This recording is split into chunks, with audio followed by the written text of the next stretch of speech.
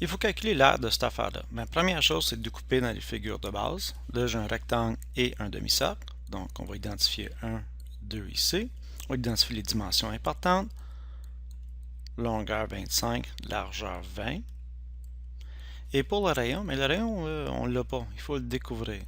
Bien, ça donne que le rayon est pareil partout ici, à partir du centre là. Donc, c'est la moitié de 20.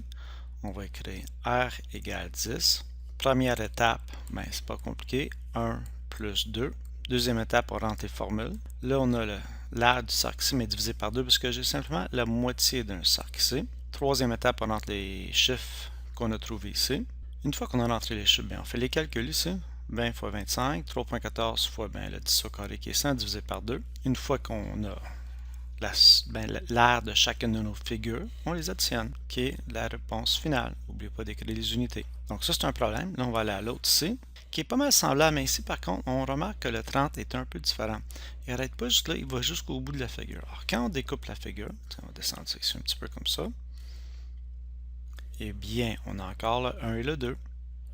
Largeur égale 20. Eh bien là, il faut trouver le rayon avant. Mais le rayon est encore 10. 10, c'est la longueur de là jusque là. Donc, il faut soustraire le 30 de 10, ou le 10 de 30 plutôt, pour trouver la longueur du rectangle qui est 20. Parce qu'encore, de là jusque là, c'est la mesure du rayon, qui était de 10. Donc, on enlève 10 de 30. Et on continue exactement comme on a fait tout à l'heure. Ok, là, on a fait 1 plus 2, longueur, largeur, pi a au carré divisé par 2, la moitié d'un cercle, parce que ça, c'est la moitié d'un cercle. On a rentré les chiffres.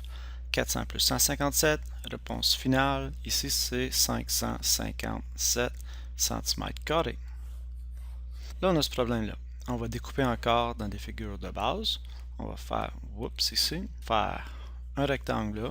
Ici, je vais m'attendre une seconde.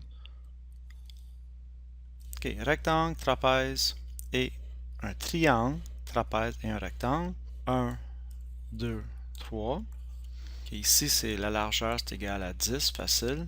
Longueur, c'est égal à 20, parce que c'est écrit juste là. La base du trapèze ici, la petite base. Et ici, on a 12, de là jusque là, qui est à peu près ici. 12 là. Bien, ce qui reste jusque là, c'est 8, parce qu'il me faut un 8 pour me rendre à 20. Donc, la petite base, c'est 8. Grande base, bien, on l'a ici, c'est égal à 20. Qu'on trouve jusque-là. La hauteur, qui est la distance entre les deux côtés parallèles, bien ça c'est 26, qui est de là à là.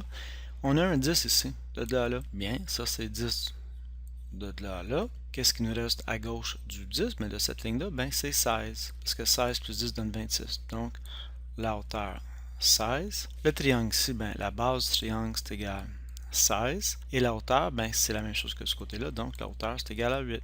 Parce que les deux, la hauteur et la base sont perpendiculaires. On commence la formule. L'aire 1 plus 2 plus 3. On rentre les formules. Voilà. On va continuer. On va rentrer les chiffres. Et j'ai rentré les chiffres à bonne. OK.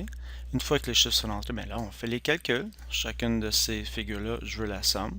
Une fois qu'on a calculé l'aire de chacune des figures, on les additionne. Et voilà. Dans la figure ici, on découpe encore, comme ça. Un 1 et un 2. Le rayon ici bien, est déjà identifié, c'est égal à 6. Donc la distance de là à là, qui est la petite base du trapèze, parce que c'est les deux côtés parallèles, bien c'est égal à 2 fois 6, parce que 6 c'est la moitié du cercle, on veut le diamètre complet, donc la petite base est égale à 12, grande base égale à 20, la hauteur ici, bien là le rayon, on sait que le rayon de là à là c'est égal à 6, donc 15 moins 6 me donne 9. On écrit la formule. Ben, c'est pas vraiment la formule, mais on écrit ça. Là, on rentre les formules pour chacune des figures de base. Ici, on a le trapèze. Là, on a l'aire d'un cercle, mais divisé par 2 parce que c'est la moitié. Là, on va rentrer les chiffres. Puis là, on fait le calcul de chacune des surfaces. Là, on fait la somme finale qui devrait donner à peu près 200,52.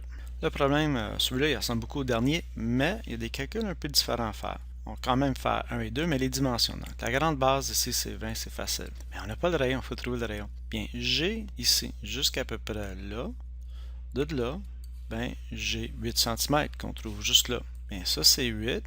au complet, c'est 20. Qu'est-ce qui me laisse de l'autre côté, de là jusque là? Ben, j'ai besoin d'avoir 12. 12 plus 8 donne 20, oui. Alors, j'ai ce qui est le diamètre du cercle, c'est 12, donc le rayon ici, c'est égal à 6. Et une fois qu'on a trouvé le rayon est égal à 6, mais on sait que la petite base, qui est le diamètre du cercle, qu'on a trouvé tout à l'heure, qui est 12, qui est juste là. Et pour trouver la hauteur, qui est la distance entre les deux côtés parallèles, bien, le rayon du cercle, c'est égal à 6, donc 15 moins 6, c'est égal à 9 ici. Alors, comme d'habitude, la réponse finale, je pense, ça donne 252 cm².